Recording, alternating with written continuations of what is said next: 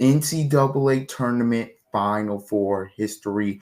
Welcome to the Don't Argue with the Facts podcast. I'm your host, Noah Love, and it is a Final Four instant reaction. Let's just get straight into it. The first game with Florida and Auburn, I will talk about that, but let's go to the game that just finished. Houston comes back from 14 down, holds Duke to one field goal in the last 8 minutes of the game, and shocks the Blue Devils 70-67. This was an instant classic. I don't want to hear anything from anybody. Houston outscores Duke 42-33 in the second half to advance to the national championship game. Unbelievable.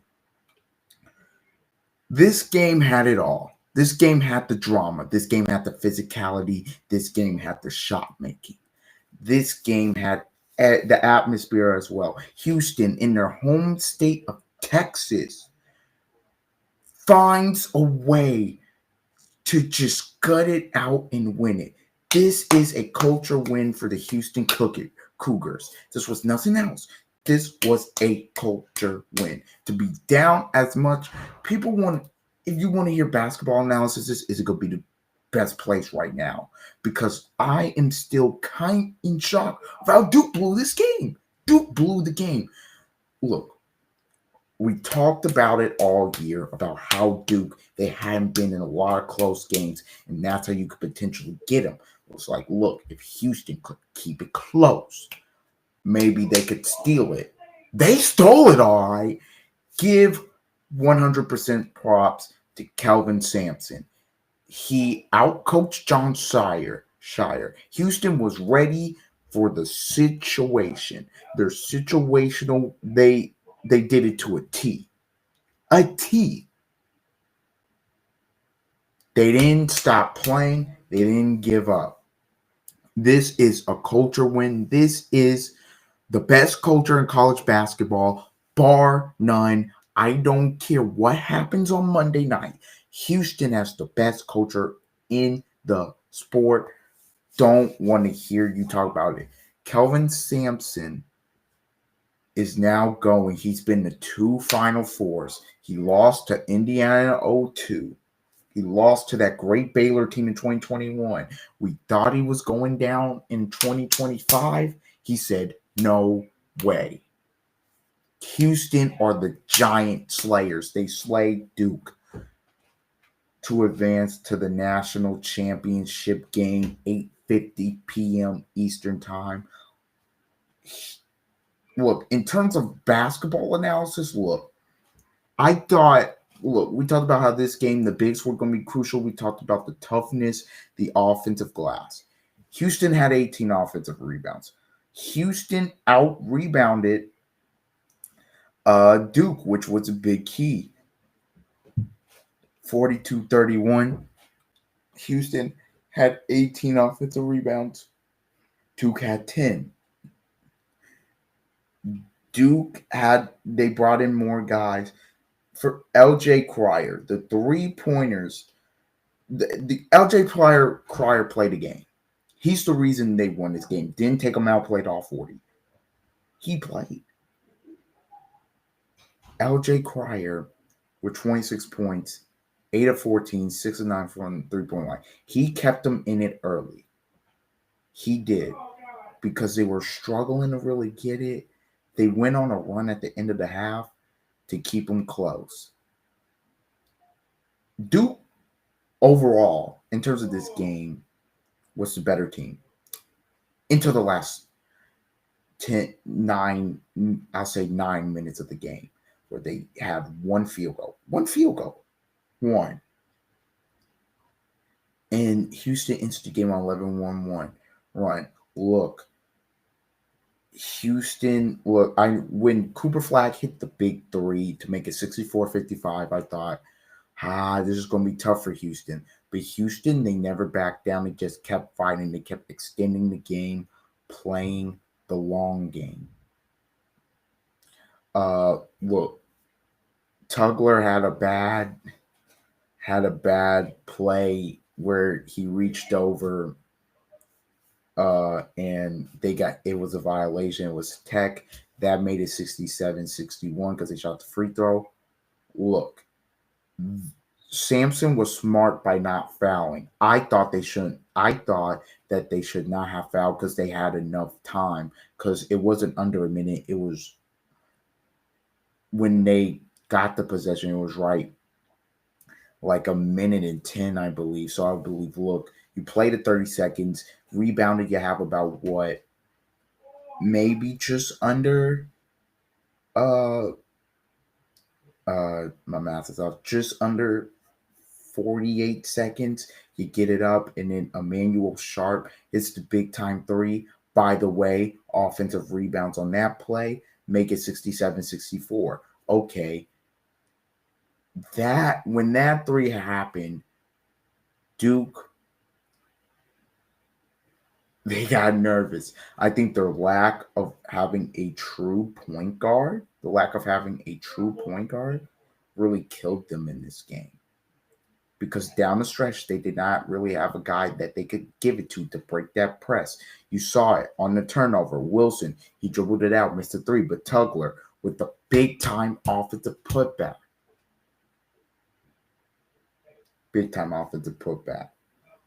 Now, obviously, they got it up. They fouled.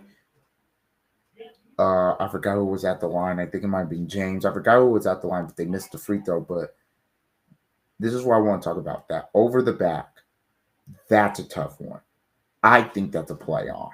Me personally, I don't think that's over the back. I think that's a play on. I think Flag should have got the offensive rebound. And because Houston was in the bonus, you get to go down, shoot free throws. Roberts, who's 62, who I think was 62%, knocks him down. I know Duke fans are going to be pointing at that over the back and be like, look, they screwed us. Yes, that's a questionable call. But, bro, you did everything in your power to blow that lead. You're up double digits in the second half. Your up 9 was about 2:50 to play. Your up 6 was about 30 seconds to play. And you let them get multiple offensive rebounds. You let them hit a three. And then, big time by Emmanuel Sharp. And then you turn it over. Duke did so much stuff in this game that Houston caused, by the way. Give all credit to Houston. Duke did so much stuff in this game that where your fans, you cannot blame the refs for this one. Shire didn't help him enough. He made that in the thing with Tracy Wolfson. This is the most incredible end to a college basketball game I think I've ever seen. Personally, this is up there. And not even just a 5-4 game, just an NCAA tournament game. This is going to go down for the history books.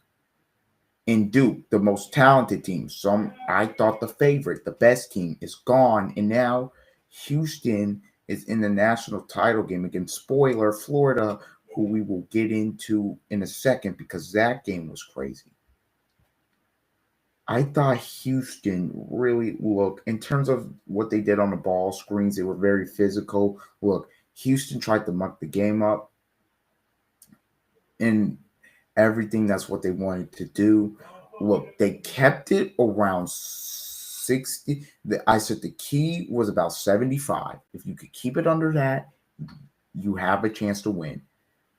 They kept it under that. They kept Duke under 70. That's coaching. That's unbelievable. Coaching goes a long way in college basketball. Cooper Flag, by the way, none of this is on him. Grown man. Cooper Flag was incredible. He got that. I know they had the last shot and that was tough, but he was incredible. This loss is not on him. But this one is going to sting. I thought Con Knippel played a great game. Personally, I thought he did. Malwash got into some foul trouble. Yeah, 4. But in terms of, they were getting offensive rebounds early, but Houston's toughness, I think, wore them down. And their lack of they didn't really have a true point guard. Them not really having that late cost them. Houston was more prepared for the situation in the clutch moments, and Duke was not. That's what it gave down to. This is a strictly culture win, and now Houston is playing for a national title on Monday night. Thank goodness the game starts earlier, by the way, starts at 8:50. Monday night. That is great. That is unbelievable. That is culture. Houston finds a way. By the way, shout out Emmanuel Sharp. He was brilliant. Shout out Jawan Roberts for the two big free throws. He was big, really. Was the double double. Houston, it doesn't matter what you throw at them, they just keep coming. This to me, look, Duke, great season, but this one's gonna sting. Shire, you're gonna have the one. Can you win the big one? Flag when you go to the NBA. I think it's gonna be a similar thing, but that was a heck of a game in an instant classic. Another great game we had, obviously, Florida on the back of Walter Clayton Jr. advances to the national title game. They beat Auburn 79-73. This is about Walter Clayton. Look, I can give you all the stats you want. I can give you all of the pick and roll coverages and how the box out and what Florida did in the second half, how they changed it, what Auburn didn't do in the second half, how they kind of struggled to adjust to the physicality, and they should have went into a more running gun game. And I could tell you how Taha Pettiford struggled. I could tell you all that. But this came down to one thing. One team had Walter Clayton, the other team did not. That's what it came down to. Walter Clayton Jr. is that guy. And he has Florida back into national prominence. He has them on the verge of winning a national title. Look, in terms of Auburn, they were more balanced than Florida. I mean, if you look all around the Broome, I think he kind of got worn out because he couldn't really do conditioning because he was nursing into injuries. So I think he was worn out. He got a little worn down in the second half. They held him to 3 points. Held him to 3 points in the second half. That's a heck of a job. Chad Baker-Mazara had 18. I thought he was good. Miles Kelly did not shoot the ball well. I thought Cardwell played well. The guy who didn't play well, Taha Pettiford, that's brutal. Didn't play well at all. Did not play well. Did not have a good game. Was turning the ball over. Couldn't really buy a shot. I thought he was one of the keys. First half, Auburn playing in the half court, offensive rebounding. They were playing how they wanted to play. Second half, Florida holds them to 27 points. Shuts them down. Elijah Martin also was big time because as great as Clayton was, 34, you also need to have the other guy chip in. He had 17. I mean, Houck had a decent game, but the rest of them, if they want to be Houston, they're going to have better production. Also, their bigs, they're going to have to rebound against Houston. Houston goes balls to the wall 40 minutes. Florida, they're going to have to do that. They cannot have any moments of slippage against Houston. But yeah, I just thought I just thought Florida in this game, the first half, struggling. Auburn was playing their game. Second half said, look, we're going to get stopped. We're going to run out.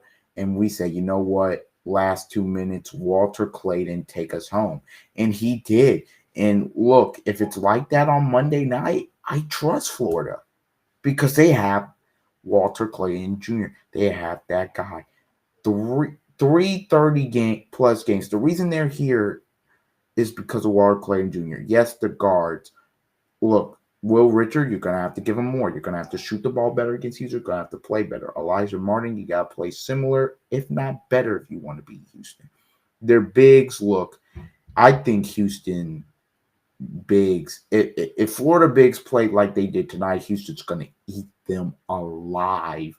Roberts, Tugler, all of them. Also, it's going to be the home court advantage a little bit because, Houston, Texas, where they play, San Antonio, Texas. There was a lot of red tonight, but Florida gets it done. And so the top two teams in KenPom will not meet for the national title. It will be Florida and it will be Houston. In that game, I just know, look, a lot of people picked Florida and Duke. I know I did. That Florida Houston game is going to be unbelievable. I know people love Cinderellas making big runs, but how can you not love Four Goliaths just giving you great game? I mean, that was 6 great hours of peak cinema. It was fantastic. Look, I don't think in terms of the star powers like 2008, but I think the two games were absolutely incredible. Monday night, I just know it's going to live up to the hype. It's going to be absolutely incredible.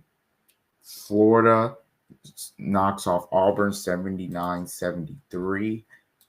Duke, look, great season. For Auburn, great season.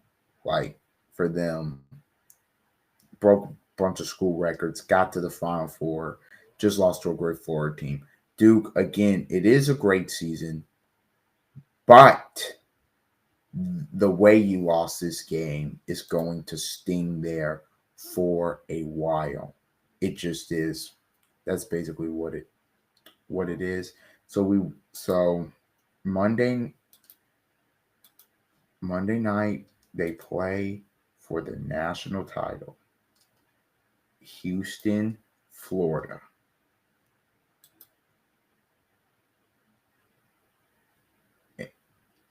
We crown a champion. Florida favored by 1.5 so far. Who will win the national championship? Who will be the first time national championship coach? Will it be the young Todd Golden, who in 3 years have brought Florida to national prominence? Or will it be Kelvin Sampson, the older veteran hard-nosed coach who has gone through so many things to get to this point? A lot of people are going to be pulling for Kelvin Sampson on Monday night. Low key, I'm pulling a little bit for Kelvin. I have no dog in this fight, but yeah, that's it. All right, that has been your instant Final Four reaction. I have been your host, Noah Love. I will preview the national title game, I'll say tomorrow or on Monday's pod, probably tomorrow. All right. See you guys tomorrow.